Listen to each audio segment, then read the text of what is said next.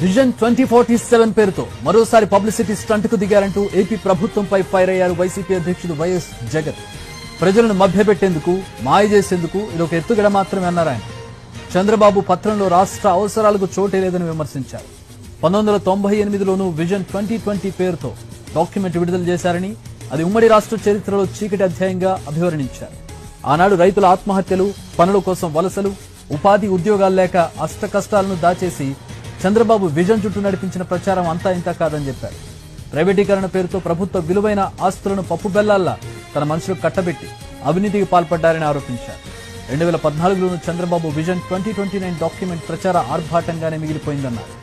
తన హయాంలో 3 విజన్లు ప్రకటించిన చంద్రబాబు చిరస్థాయిగా నిలిచిపోయే పని ఒక్కటైనా చేశాడా అని ప్రశ్నించారు జగన్. ప్రభుత్వానికి మేలు జరిగేలా ఒక్క ప్రాజెక్ట్ అయినా కట్టారా అని నిలదీశారు. ఎన్నికల్లో ఇచ్చిన సూపర్ 6 హామీలకు తూట్లు పొడుస్తూ మళ్లీ విజన్ 2047 పేరిట డాక్యుమెంట్ విడుదల చేయడం మరో డ్రామా. విజన్ 2047 పేరుతో మరోసారి పబ్లిసిటీ స్టంట్ కు దిగారంటూ ఏపీ ప్రభుత్వంపై ఫైర్ అయ్యారు వైసీపీ అధ్యక్షుడు వైఎస్ జగన్. ప్రజలను మభ్యపెట్టేందుకు, మాయ చేసేందుకు ఇదొక ఎత్తుగడ మాత్రమే అన్నారు ఆయన. చంద్రబాబు పత్రంలో రాష్ట్ర అవసరాలకు చోటే లేదని విమర్శించారు.